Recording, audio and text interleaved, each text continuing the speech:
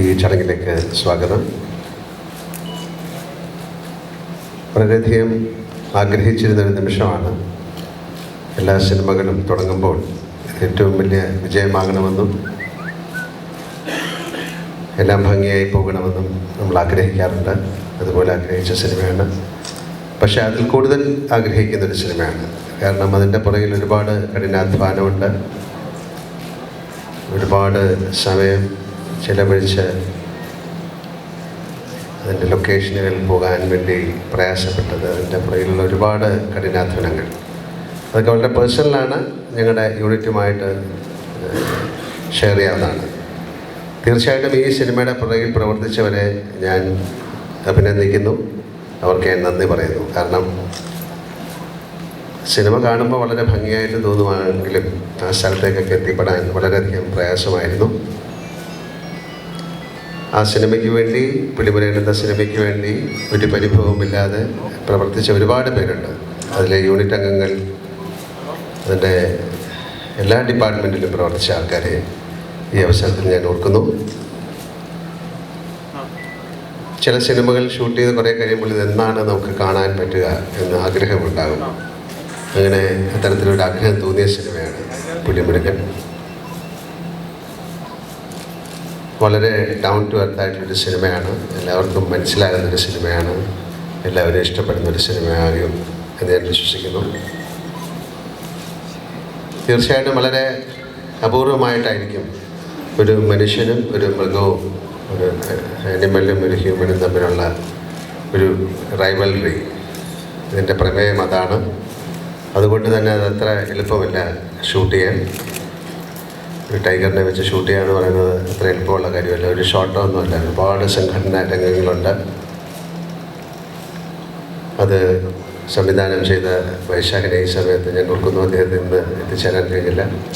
റിലീസിൻ്റെ കാര്യങ്ങളുമായിട്ട് അദ്ദേഹം ചെന്നൈയിലാണ്.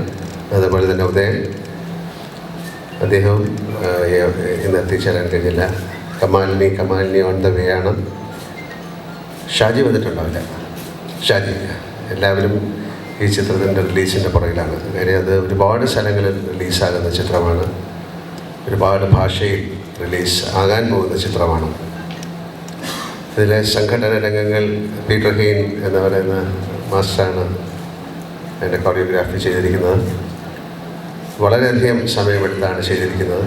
ഈ അവസരത്തിൽ ഞാൻ അദ്ദേഹത്തെ ഓർക്കുന്നു. പിന്നെ ഇതിലെ വളരെ സുപ്രധാനമായ ഒരു പങ്ക് വഹിച്ചാൽ ഗോപീസ് ഉണ്ട്. ഇതിലെ മ്യൂസിക് ആൻഡ് ബാക്ക്ഗ്രൗണ്ട് സ്കോർ എന്ന് പറയുന്നത് ഈ സിനിമ ഏറ്റവും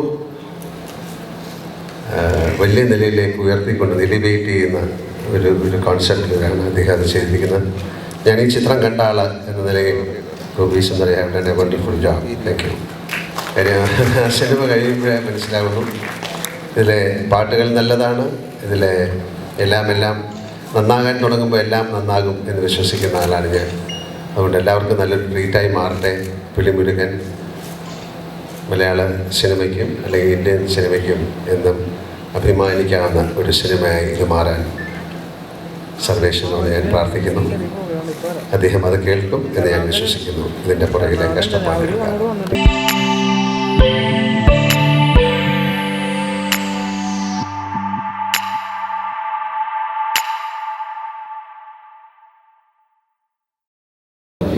ഒന്ന് ഉപയോഗിക്കുന്ന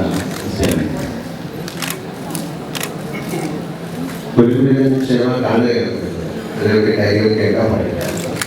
കാര്യം ട്രെയിലർ സോങ് വളരെ ഇമ്പാക്റ്റുള്ള ഫിലിമാണ്. വളരെ ഡൗൺ ഫിലിമാണ്.